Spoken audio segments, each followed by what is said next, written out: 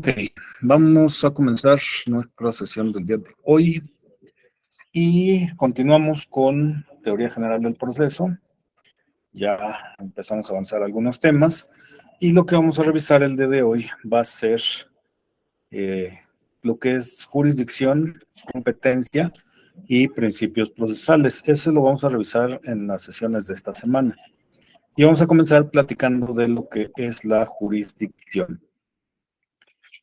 Tenemos que una de las funciones que ejerce el Estado a través de los poderes que se le ha conferido es la función jurisdiccional. Ya hemos platicado de estos poderes, ya platicamos del contrato social y ya platicamos de dónde deriva la función y el poder que tiene el Estado a partir de la designación de los representantes de esos tres poderes y que esos poderes son dotados por el pueblo. Entonces, dentro de esos poderes que el pueblo dota hacia los representantes del Estado, los representantes populares, se encuentra esta función que es la función jurisdiccional, que es la jurisdicción. Esta función jurisdiccional está asignada exclusivamente al Poder Judicial. Y aquí vamos a tener el primer punto de, no de controversia, pero sí de discusión respecto precisamente a las facultades de jurisdicción que no están reservadas únicamente al Poder Judicial, pero las vamos a platicar. El Poder Judicial es la que tiene ese poder de jurisdicción. No hay que confundir con otras facultades que tienen autoridades diversas a la judicial. Recordemos, hay tres poderes, un poder ejecutivo, un poder legislativo y un poder judicial. La jurisdicción es esa facultad, esa función que tiene exclusivamente el poder judicial. Y me van o quienes están contrarios a esta postura, dirán que pues también hay tribunales administrativos que dependen del Poder Ejecutivo, que son designados sus representantes del Poder Ejecutivo, pero aquí si bien existen estos tribunales, como los tribunales administrativos, las juntas de conciliación y arbitraje que existieron, que todavía subsisten algunas, y los tribunales laborales, como nueva creación, cuyos representantes, las juntas locales son representantes de las tres partes que intervienen en un procedimiento laboral, del gobierno, del Estado, de los representantes de los patrones y representantes de los trabajadores. Esta modalidad ha cambiado y la jurisdicción ahora sí laboral la están asumiendo tribunales que dependen de los poderes judiciales, precisamente por esta concepción de la tutela jurisdiccional. Veremos un poquito más adelante pero me adelanto, que una de las principales diferencias que se tiene respecto de las facultades de las autoridades administrativas está en que no emiten sentencias en ningún caso y que sus determinaciones no son ejecutables por ellos mismos. En el caso de las juntas de conciliación y arbitraje, lo que emiten son laudos, no son sentencias. En el caso de los tribunales administrativos, no emiten sentencias, emiten resoluciones. Y esas resoluciones son meramente declarativas, no son ejecutables. Para ejecutar una determinación de un tribunal administrativo, se tiene que acudir a otra instancia judicial para que se pueda ejecutar. En el caso de los laudos, también se tiene que acudir ante la falta de ejecución ante una autoridad judicial, que generalmente es a través de la vía de amparo.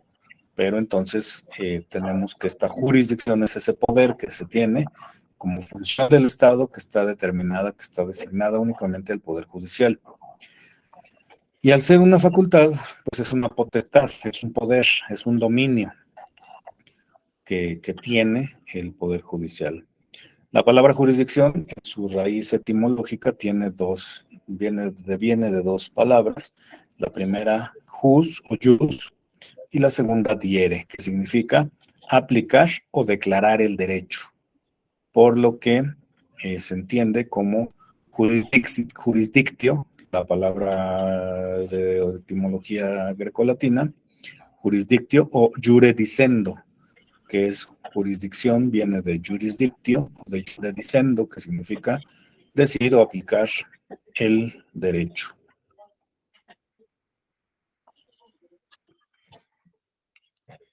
La potestad que tiene el Poder Judicial se ejerce a través de los representantes de ese Poder Judicial, que son quienes conocemos principalmente como jueces. Esos personajes, esos jueces son los que tienen esa potestad, esa facultad designada a través del Estado para poder emitir y resolver algún tipo de controversia. Y lo entendemos como la capacidad que se tiene para resolver conflictos con autoridad de cosa juzgada.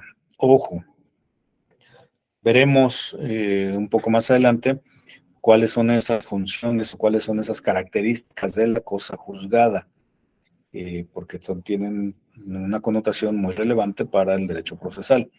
Pero entonces, esta facultad de jurisdicción se tiene a partir del poder que se tiene por los jueces, y las resoluciones que se emiten son definitivas y constituyen cosa juzgada. Es una potestad que se concreta no solamente juzgando, no solamente resolviendo, no solamente emitiendo una determinación, sino que también tienen la facultad de ejecutar sus propios fallos.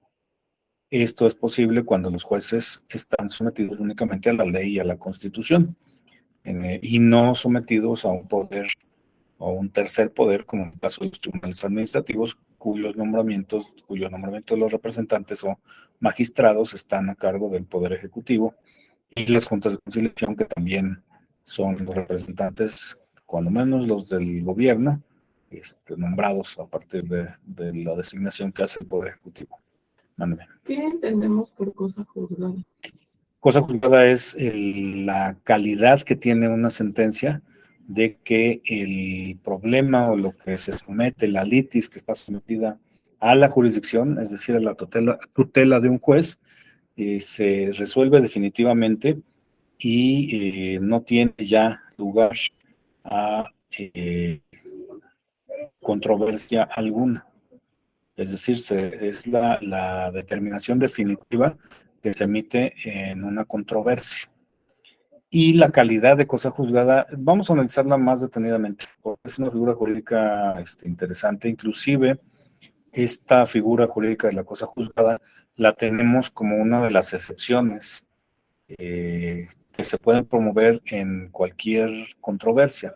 ¿Cuáles son las excepciones? Veremos. Parte de estas figuras jurídicas que empezamos a revisar a partir de hoy. Recordemos, el tema es jurisdicción, competencia y figuras procesales o principios procesales.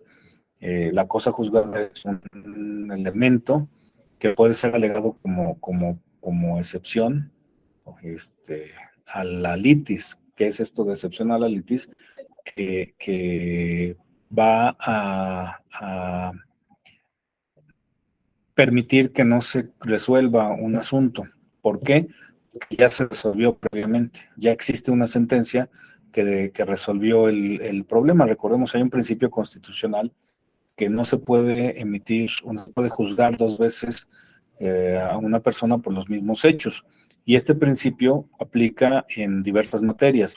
Si ya se resolvió un conflicto en materia civil y ya hay una sentencia definitiva, inatacable, que causó estado y por lo tanto constituye cosa juzgada, ya no puede volverse a someter a controversia del mismo o de otro juez la misma situación, porque ya existe una sentencia previa. ¿Cuál es el efecto de esta cosa juzgada? Pues precisamente ese, que no se puede estar volviendo a juzgar una y otra vez, porque no me gustó lo que resolvió un juzgado, hablando en materia civil, el juzgado 51 civil, pues no me gustó la resolución, entonces vuelvo a mandar a la misma persona por los mismos hechos, y en cuestión de competencia, en cuestión de turno, cae en otro juzgado, y ese pensando que me va a resolver favorablemente. Eso no puede ser porque ya hay una sentencia previa que causó estado y que constituyó cosa juzgada. Entonces es una calidad que tiene la propia sentencia de que ya es inatacable, de que ya no hay forma de controvertirla, que ya causó estado y que resuelve una controversia de fondo. Y ya no puede volverse a someter esa misma controversia a otra potestad jurisdiccional. Ok, gracias. No vi sin idea. Y existen varias connotaciones o varias definiciones o varios conceptos o varias formas de entender esta parte de la jurisdicción. ¿Cuáles son estas? Bueno, pues en principio se ha dicho que es un conjunto de atribuciones que tienen una autoridad, hablando en general de autoridad, no de jueces. Por ejemplo, la jurisdicción del policía o la jurisdicción del gobernador. Ojo, se malentiende o se confunden los conceptos porque el policía no tiene jurisdicción. O dice el mismo policía, es que está fuera de mi jurisdicción. No es lo mismo jurisdicción que competencia. La competencia puede ser territorial.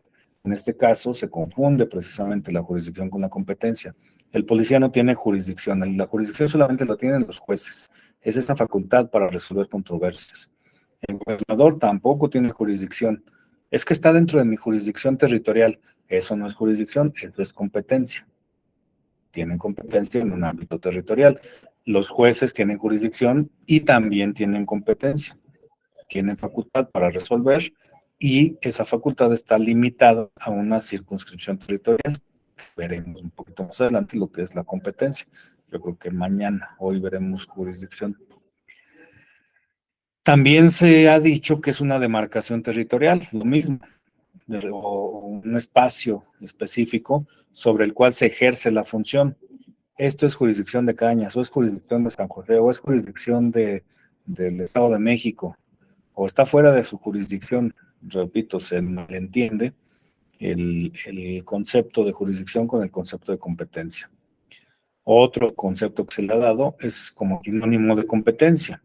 Sin ir muy lejos, algunos autores, se cita a Cabanelas, que al definir la jurisdicción se habla de jurisdicción administrativa, jurisdicción civil, jurisdicción contenciosa, jurisdicción criminal o penal, confundiéndola un poco con la competencia. En este caso, si hablamos de un área territorial, es competencia por territorio. Si hablamos de materia, es competencia por materia.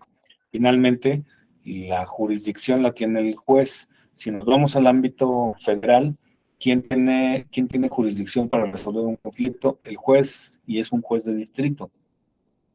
La competencia la va a dar la materia y la competencia la va a dar el territorio.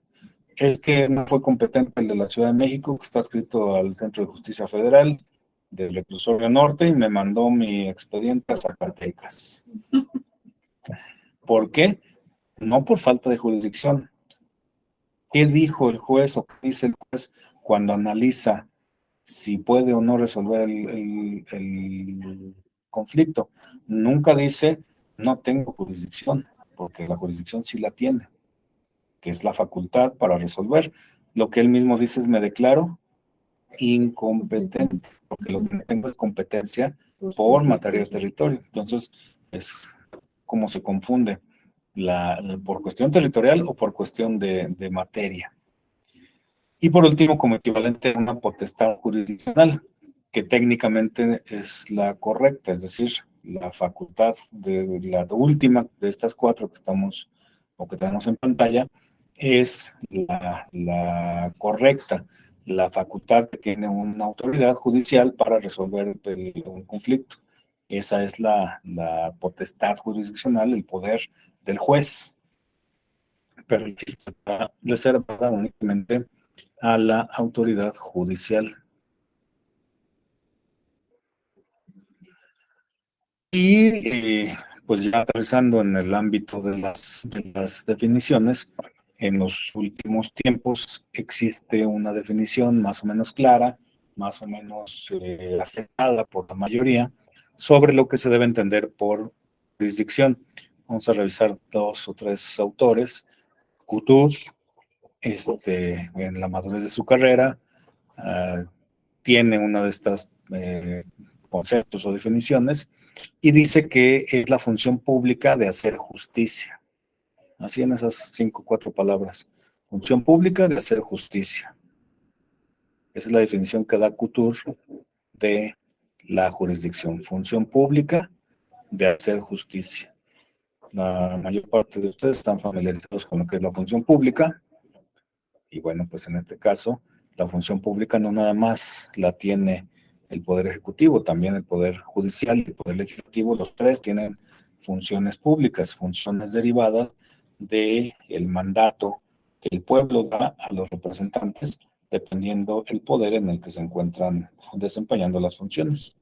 En ese caso, la jurisdicción es la facultad que está, la función pública que está designada o delegada o asignada para hacer justicia, reservada para los jueces.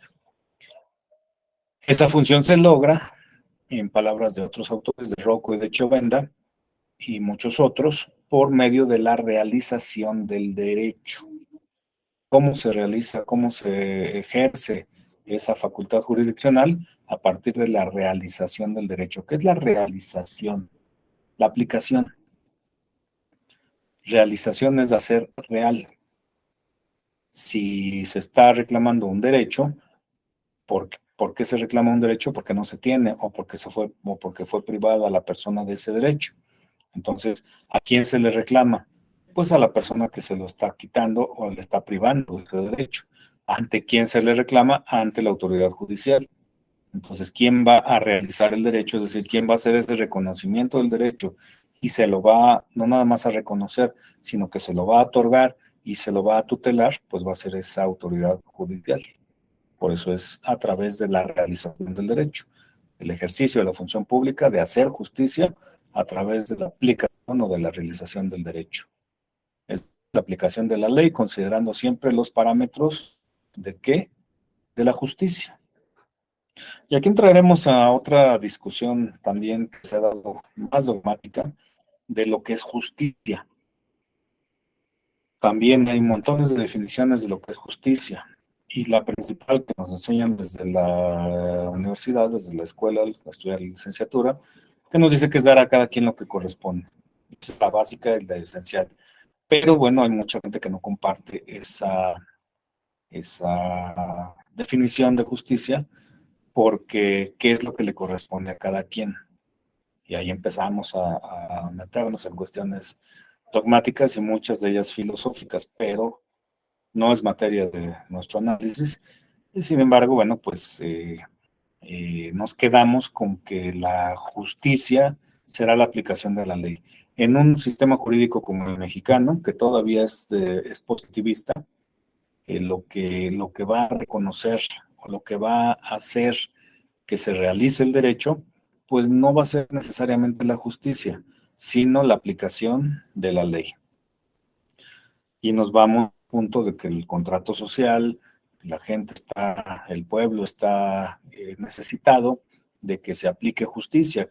¿Qué justicia se va a aplicar? Lo que diga la ley, lo que está reconocido en la ley. ¿Y quién la va a aplicar? Los jueces. Lo que está contemplado en la ley muchas veces no es lo que se busca al final de cuentas. No necesariamente cuando se resuelve una controversia, cuando se emite una sentencia en un juicio, van a estar conformes las dos partes. Habrá alguna que se le conceda lo que pidió y habrá otra que se le niegue. Pero hay sentencias que tienen resolutivos favorables para ambas partes. A algunas se le conceden unas cosas, a la otra parte se le conceden las otras, y entonces se aplicará la justicia. Pues las dos partes van a quedar inconformes, promoverán los recursos que correspondan, se revisará a través del superior jerárquico, en el caso de las apelaciones, a partir del juicio de amparo, cuando haya o se considere que haya violaciones a derechos humanos, pero finalmente lo que va a prevalecer no va a ser la justicia, sino la aplicación de la ley, lo que dice la ley. ¿Qué es la jurisprudencia? La interpretación de la ley. que es el derecho, la aplicación de la ley. Entonces, este concepto de justicia, dar a cada quien lo que le corresponde, o la que nos queramos, eh, con la definición o el concepto que queramos de justicia, no necesariamente será para las partes que intervienen en un procedimiento lo justo, será lo legal. Y aquí tenemos un montón de ejemplos que podemos poner. Si nos vamos a la aplicación del sistema penal acusatorio, que finalmente es el que nos interesa más, tendremos que, si vemos las reacciones de la gente, finalmente los delitos a quien transgreden y a quien violentan es a la sociedad, con independencia de que haya otras víctimas directas, a quien violenta la violación a la ley o la comisión de un delito es a la sociedad. La sociedad está interesada en que no se cometan delitos. Y cuando se comete el delito, pues se tiene que sancionar conforme está señalado en el Código Penal. Y el Código Penal, en la mayor parte de los delitos, señala que se castigará con penas de prisión. Y entonces empezamos a chocar un poquito entre la aplicación del sistema, que hoy se aplica un sistema acusatorio, con la sanción que marca la ley. ¿Por qué la gente está ávida de llenar las cárceles de gente? Pues porque el Código Penal dice que se castigará con pena de prisión a quien cometa un delito. El anterior sistema inquisitorio y el sistema que derivó, el mixto entre el inquisitorio y el oral, ¿qué hacía en primer momento cuando se sometía a la jurisdicción, es decir, cuando se sometía a juez, un proceso penal? Antes con la consignación, hoy con la jurisdicción. El juez en el sistema anterior, ¿qué hacía? Revisaba si existían los elementos del tipo penal y la probable responsabilidad y emitía un auto de formal prisión. De entrada era un auto de formal prisión.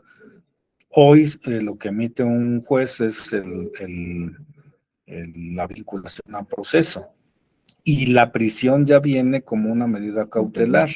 Antes no, antes era vas a prisión a fuerza.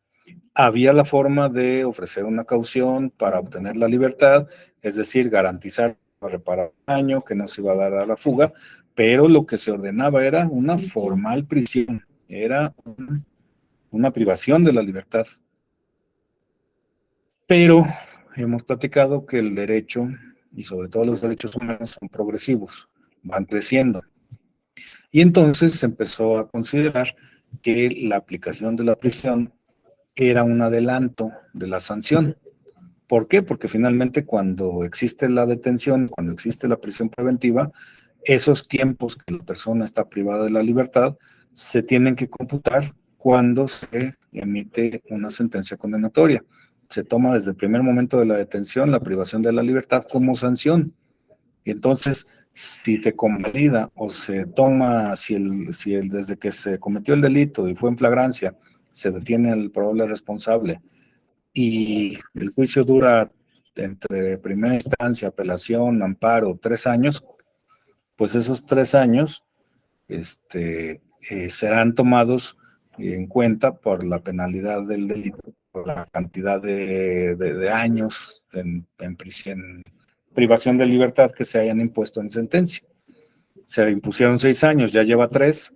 Desde que lo detuvieron ya contaron 3 años. Entonces, sí es un anticipo de la pena el tener a una persona privada de la libertad. Y por eso se ha declarado inconstitucional, se ha declarado inconvencional por la Corte Interamericana de Derechos Humanos.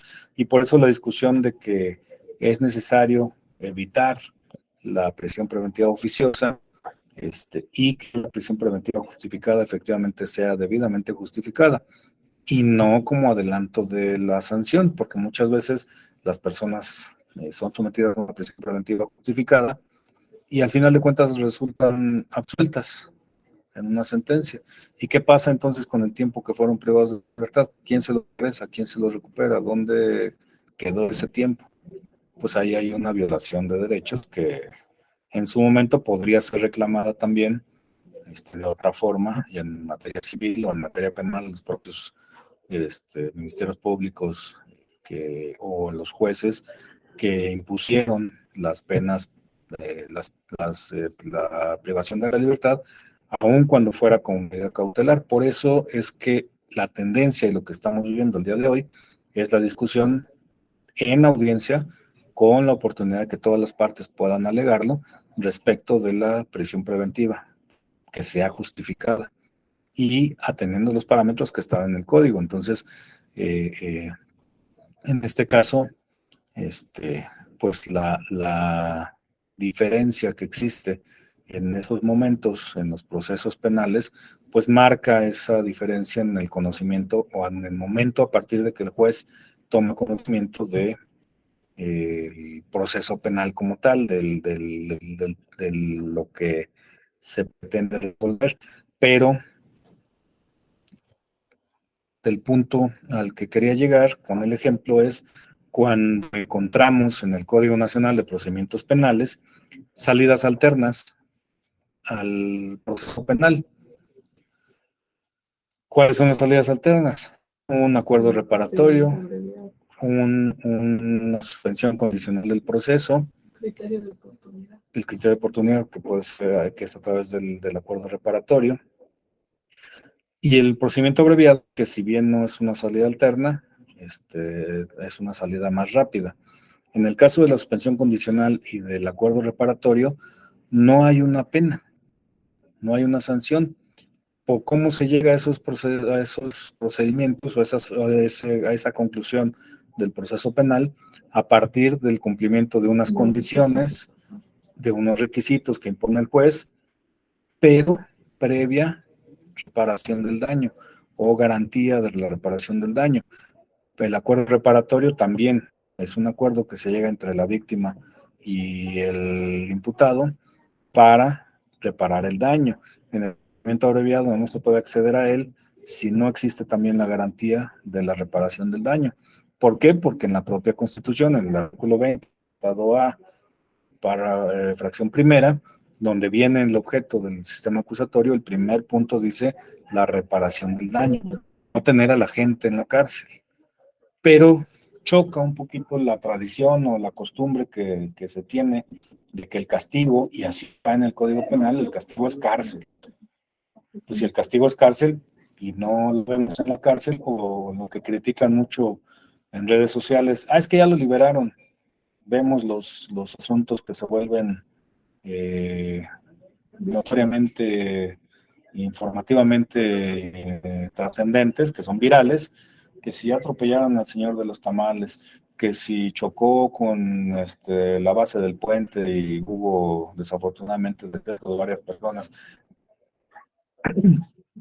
La gente quiere ver al responsable en la cárcel, que si el artista golpeó a su pareja y hubo violencia familiar, que se quede en la cárcel, cuando hemos visto que la aplicación de las salidas alternas precisamente son cuando se puede reparar el daño y que esa reparación del daño es a satisfacción de la propia víctima. Pues entonces, si la reparación del daño se da, ¿para qué seguimos con un proceso penal cuando el objeto, uno de los principales objetos de ese procedimiento del sistema penal acusatorio es la reparación del daño? Es lo mismo que pasa con los medios alternativos de solución de controversia. Así es. Nadie los ocupa porque ellos no solamente quieren la reparación del daño, sino que esa persona esté en la cárcel. Por ejemplo, cuando es unas amenazas, ¿no? Las amenazas sí están sujetas a uno de los medios alternativos, pero ellos no sienten que se ha reparado el daño. Ellos sienten que esa persona tiene que estar en la cárcel porque me amenazó. Entonces, no, por eso los medios alternativos no tienen como mucho auge y no funcionan como deberían de. Y no estamos acostumbrados a usarlos. Finalmente están incorporados en la Constitución, en el artículo 17, pero pues no se utilizan tanto, o no accedemos tanto, o no están difundidos tan ampliamente. En otros países, estas salidas alternas es lo primero que se agota, pero se agota adecuadamente. Por ejemplo, yo cuando estuve en la fiscalía, cuando tenía, por ejemplo, un daño a la propiedad cuando era por tránsito vehicular, nosotros queríamos que se arreglaran las partes, era lo mejor y más rápido para nosotros y tanto para ellos, y las personas no querían. También amenazas y les dice, es lo primero que les dice en la primera entrevista para que sepan y que pueden ir Pacífico. no, Al centro de a mediación. mediación específica de la fiscalía para que puedan llegar a un acuerdo y y la gente no quiere, o sea, la gente quiere realmente que vayan, lo detengan y los encierren, o sea, y creo que sí hay difusión en la fiscalía, siempre hay difusión sobre esos medios, porque específicamente esas unidades de mediación estaban vacías prácticamente, no atendían a nadie. O sea, tenían al MP con 3 secretarios y No no hacía tenían nada porque no tenían trabajo, ajá. trabajo.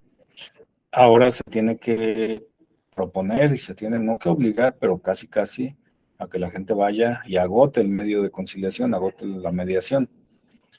Pero seguimos teniendo la Sí, idea porque de que se tiene que castigar porque me la sacó la gente no lengua. acude, porque se supone que la mediación de la fiscalía, tú le haces un oficio al denunciante en el que él está de acuerdo en acudir a la mediación. Y cuando ese oficio llega a mediación, el grupo de mediación manda un citatorio al imputado para que se presente a hacer la mediación. Y a veces sí llegaba el imputado, pero no llegaba el denunciante porque no le interesa. O sea, simplemente ellos lo ven como un requisito para que su carpeta continúe. Pero en realidad Pero no se la gente no busca acude. resolver, Ajá, sino que exacto. quiero sangre, Ajá, sí, quiero o verlo en sea. la cárcel porque Ujú. me vio feo. Y a veces muchos de esos problemas son tan sencillos de resolver y están más facilitados hacia los delitos o hacia los problemas que no son tan graves Ujú. que cabe ese procedimiento, que en general podría caber en cualquier otro procedimiento, pero bueno, hay algunos, sobre todo en delitos, que no permiten la mediación o la reparación del daño, que son los delitos de alto impacto, que son los delitos de delincuencia organizada, etcétera, que no admiten esos medios alternativos. Un poquito. Entonces,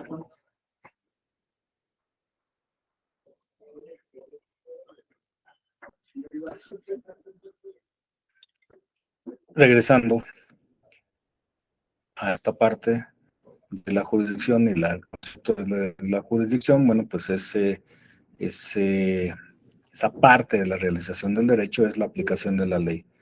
Finalmente, ¿será justicia? Bueno, y a lo que íbamos con estos ejemplos es que no, la gente está queriendo ver a la contraparte en la cárcel, porque para ellos eso es la justicia. Si no está en la cárcel, no hubo justicia. ¿Y dónde quedó la reparación del daño? Si te pegó en el carro, si lo que te afectó fue al patrimonio, pues se te recupera el patrimonio y además te da una satisfacción extra, no necesariamente económica, te recupera el daño económico, pero la satisfacción extra es la disculpa pública o el compromiso de tratar de evitar otro conflicto con la misma persona, etcétera. Pues ahí lleva ese plus, pero no se ve como justicia. La justicia es que está en la cárcel, la aplicación de la ley. Y bueno, pues no necesariamente será la satisfacción de lo que se pide o de lo que se reclama, el que se haga o no justicia.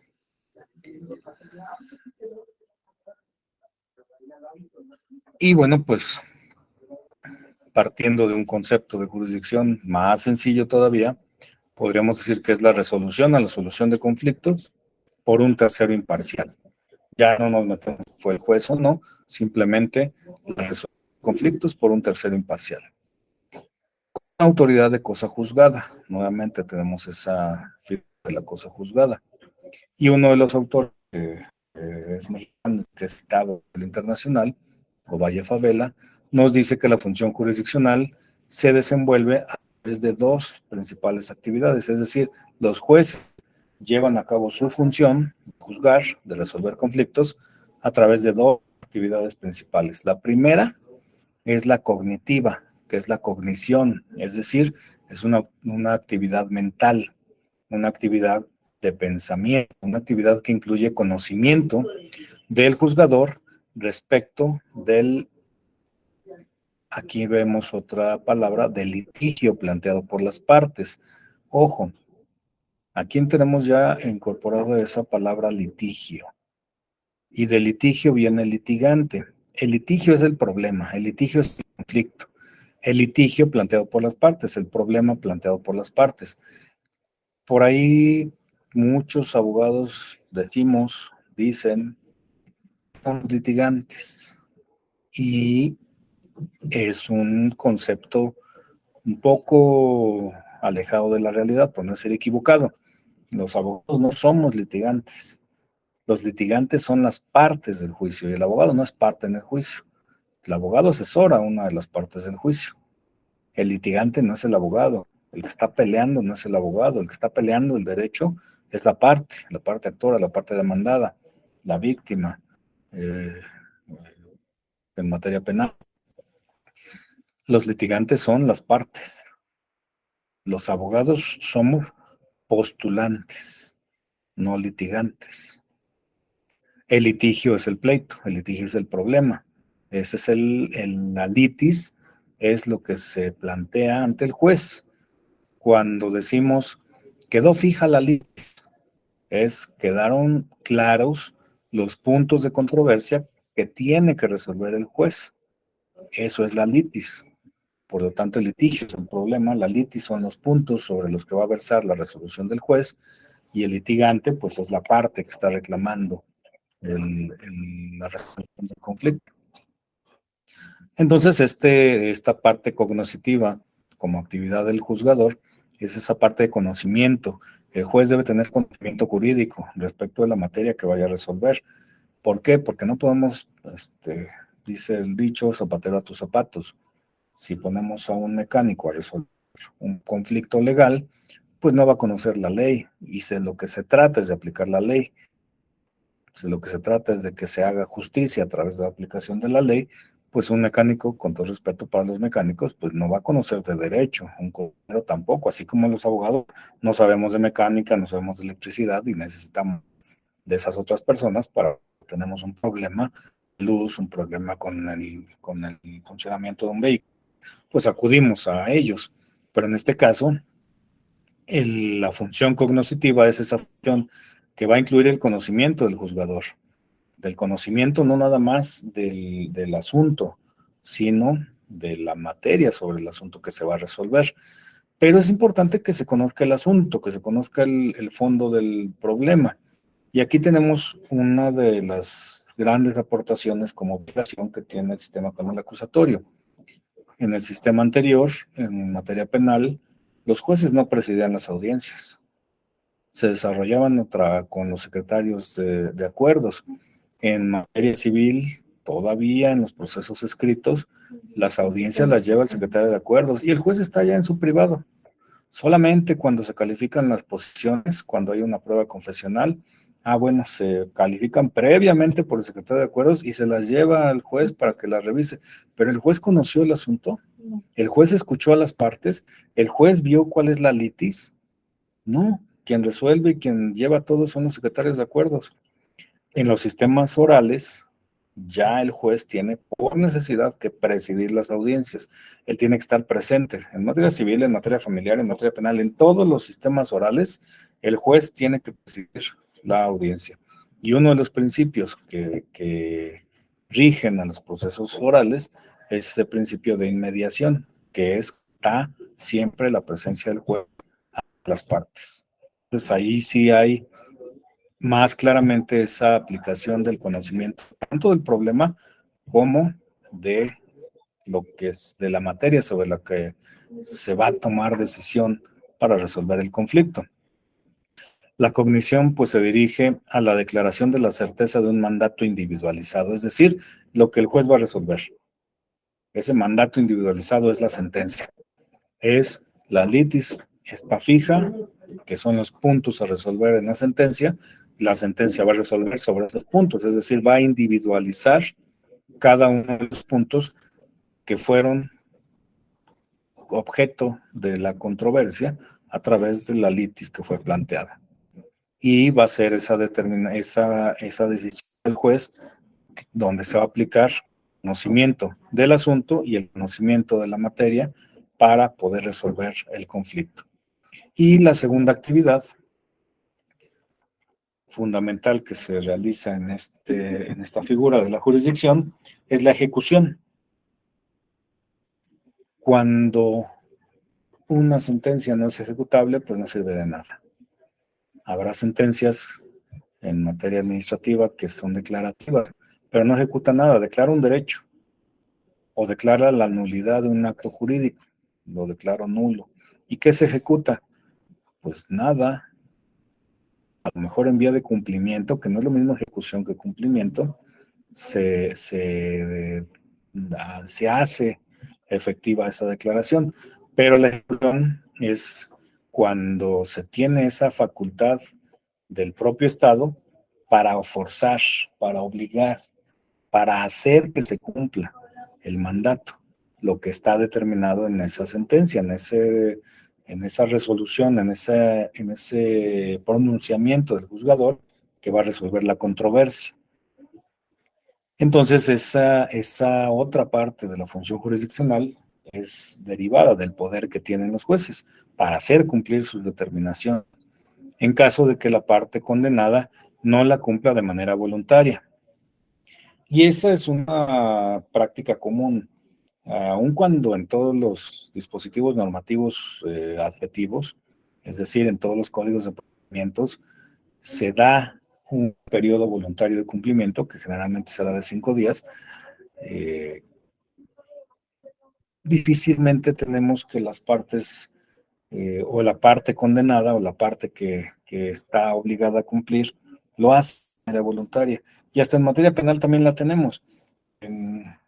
Cuando hay un proceso penal que sigue con la persona en libertad y resulta condenada y no tiene por la cantidad o el tiempo por el que le condena a la privación de libertad, lo primero que hacen los jueces es invitarlos a que voluntariamente acudan al centro penitenciario a internarse para cumplir su pena. ¿Cuánta gente lo hace? Pues difícilmente se realiza, pues nadie quiere estar privado de la libertad y entonces lo que hacen es esconderse o darse a la fuga y esperar a que el juez ordene la aprehensión, o en materia civil esperar a que el juez ordene la ejecución de la sentencia. ¿A partir de qué? Del embargo de cuentas cuando hay que hacer algún pago, o del desalojo cuando se trata de un controversia de arrendamiento que se va a recuperar el inmueble porque no se pagaron las rentas, o de la reivindicación también a través del desalojo del inmueble, etcétera.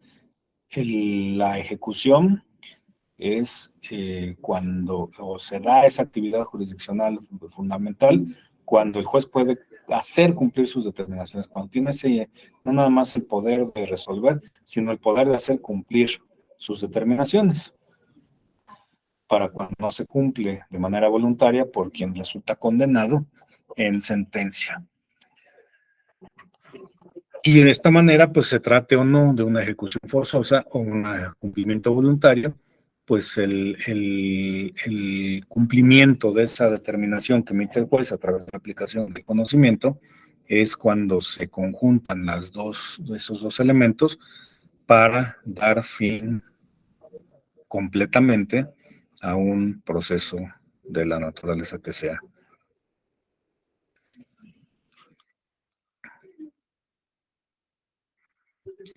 Y vamos a revisar, ya lo platicamos, ya lo tocamos quizás un poco de ladito, de fondo en esta sesión, la diferencia que hay entre jurisdicción y otros conceptos. En este caso vamos a revisar dos: cuando hay actividad judicial no contenciosa. Hay actividades que realizan los jueces que no nada más es para resolver un conflicto. También hay acción o también hay actividad de un juez en cuestiones que no son propiamente litigiosas, no son propiamente de conflicto, no es para resolver un problema. En este caso tenemos a la jurisdicción voluntaria. ¿Qué es eso de la jurisdicción voluntaria? Bueno, pues no todas las situaciones que resuelve un juez son contenciosas, no necesariamente hay pleito entre dos partes, es decir, no hay una disputa legal, no hay controversia, no hay una parte contraria a la otra, sino que cuando hablamos de la definición de jurisdicción, se hacía referencia al conflicto, de acuerdo a algunas definiciones, que el fin era resolver, dirimir el conflicto. Fuera de esa función de resolver problemas, de resolver conflictos, también hay otros procesos que conocen los jueces, que son la jurisdicción voluntaria, que no son resolver problemas. Este tipo de procesos no son o no derivan propiamente del ejercicio de la jurisdicción, del ejercicio de ese poder de resolver conflictos, porque no hay conflictos, no hay problemas. Es simplemente la aplicación de un derecho persiguiendo un criterio de justicia para resolver posteriormente un problema o un conflicto.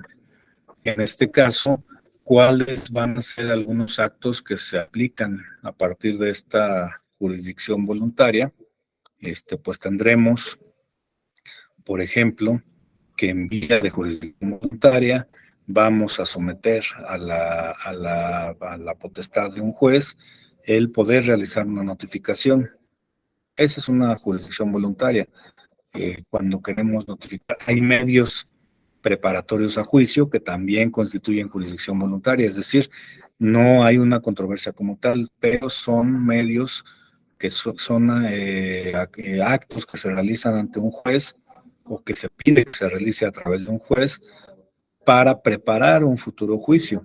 Cuando no tenemos, por ejemplo, el documento base de la acción en una acción, cuando queremos recuperar un inmueble porque este fue arrendado y el arrendamiento no fue cubierto, es decir, no se pagaron las rentas, pues entonces, y el contrato fue verbal, no tenemos un documento base de la acción, podemos en vía de jurisdicción voluntaria solicitarle al juez que le requiera a la parte poseedora del inmueble que exhiba y acredite cuál es el objeto, cuál es el origen de la posesión que tiene, para que este mismo manifieste que lo tiene a partir de un arrendamiento que fue de manera verbal, pero a través de la declaración que hace la persona que se le requiere, ya se tiene una declaración ante un juez respecto del origen por el que tiene la posesión del inmueble. Y eso se hace en vía de jurisdicción voluntaria. Una notificación también es en vía de jurisdicción voluntaria. La consignación de un pago, la consignación de una pensión alimenticia, no hay una controversia como tal, ya existe una determinación de otorgar una pensión alimenticia, pero la parte acreedora no la quiere recibir y no tenemos una cuenta bancaria para depositarla. ¿Qué hacemos? Se compra un billete de depósito y se consigna ante el juez, y eso es en vía de jurisdicción voluntaria. Es como cuando, por ejemplo, se tiene que reconocer que la persona María Rocío Hernández Pérez es Rocío Hernández Pérez, ¿no? Se hace También así como de esa forma. son cuestiones declarativas. ¿Qué se puede hacer ante un juez? Hay en materia familiar también el reconocimiento del concubinato. Ahí contra quién es la controversia, contra nadie, pero se requiere, por ejemplo, para obtener una pensión del Seguro Social o del ISSSTE, cuando no hay matrimonio de por medio, cuando no hay hijos de por medio que acrediten el concubinato, y obviamente no hay una relación matrimonial, que sea en vía familiar ante un juez que se acredite la relación de concubinato. Y entonces se promueve ante el juez que se declare el derecho, y lo que se hace es presentar testigos, presentar pruebas documentales que acrediten que la persona vivió con la otra por el tiempo que marca el código. Dependiendo del estado hay temporalidades, y los testigos acuden, declaran ante el juez que conocen al difunto, que conocen a la parte que lo está presentando desde un tiempo y que los conocen como pareja, y a través de ello el juez emite una determinación declarando un derecho, que es el derecho al concubinato, en vía de jurisdicción voluntaria. Y la otra, que también es un tipo de jurisdicción, pero esta es una jurisdicción privada, que es el arbitraje.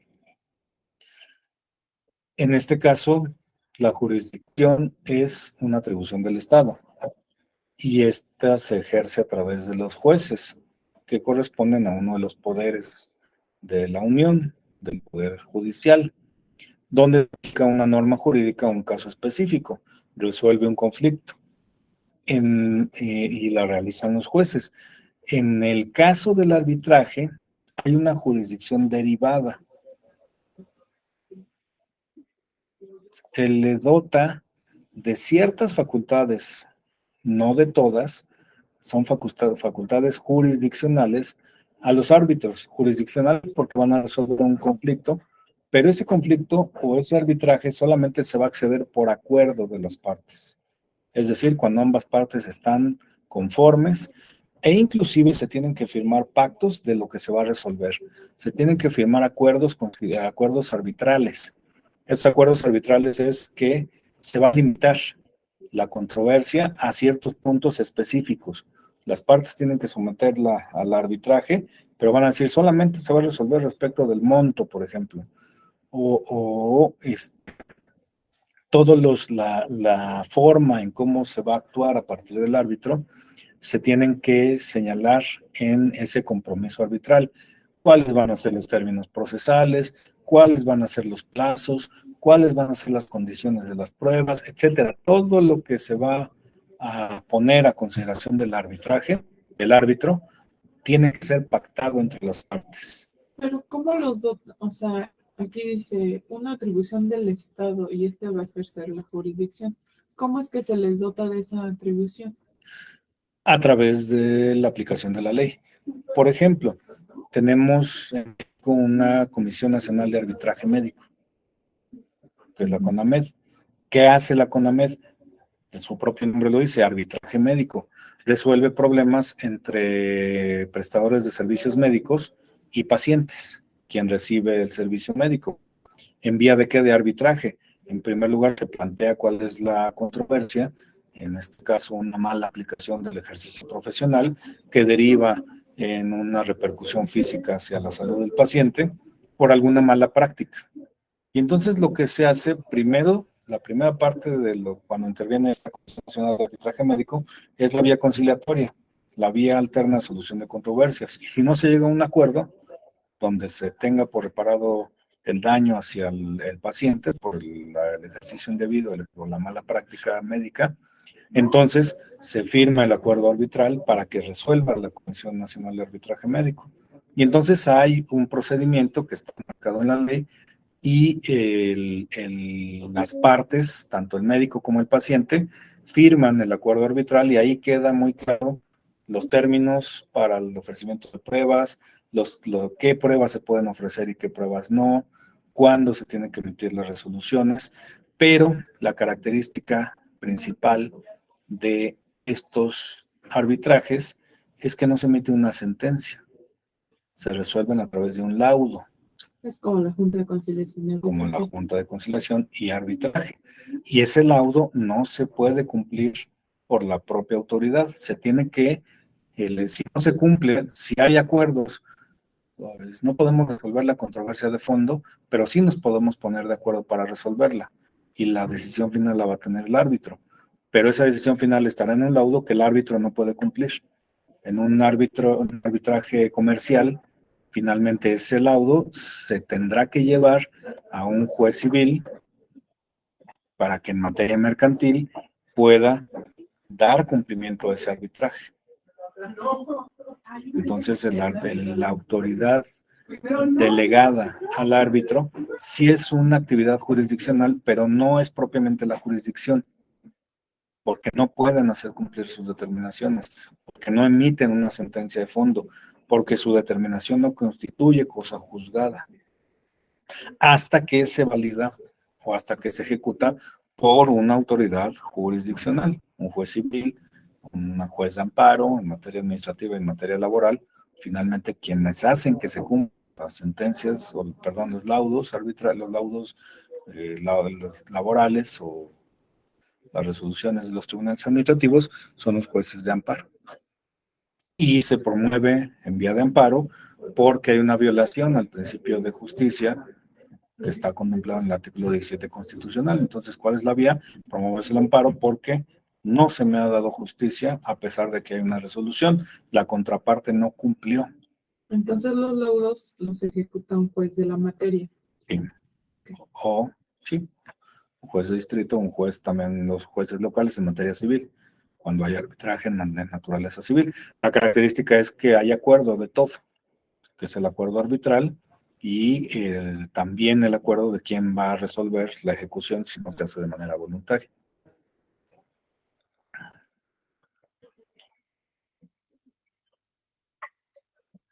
Por eso, en esta actividad jurisdiccional no implica que tenga jurisdicción, es una actividad jurisdiccional y es la que más se parece a la función de los jueces. La diferencia es que no se puede ejecutar lo resuelto. Y los árbitros están dentro de esa jurisdicción privada que se conoce. Las partes inclusive pueden escoger a su árbitro. Tienen hasta esa facultad. No está determinada la facultad en una ley hacia una autoridad como es el juez. Hay un catálogo de árbitros que son expertos en la materia. Se da mucho en materia comercial el arbitraje. ¿Por qué? Porque finalmente a los negociantes, a los comerciantes, les conviene más seguir acordando cómo fue su problema y también quién, que va a ser un experto en arbitraje comercial. ¿Por qué? Porque es más rápido. ¿Por qué? Porque les va a resolver el problema de manera más efectiva y con más confianza de que conocen específicamente la materia sobre la que van a resolver. ¿De dónde obtienen sus ingresos los árbitros? También las partes se ponen de acuerdo cuánto le van a pagar al árbitro y en partes iguales le pagan sus honorarios al árbitro. No les paga el Estado porque son privados, pero sí están en una lista de árbitros, dependiendo la materia y dependiendo la naturaleza. Y con eso vamos a terminar esta parte de la jurisdicción. Vamos a dejar pendiente, y por cuestión de hora, pues ya son 7:30, para mañana, la parte de la competencia. Ya empezamos a plantear algunos puntos de lo que es la competencia. Ya hablamos de la competencia por materia, la competencia por cuestión de territorio, pero lo abundaremos más en nuestra siguiente sesión. Vamos a detener la transmisión, la grabación.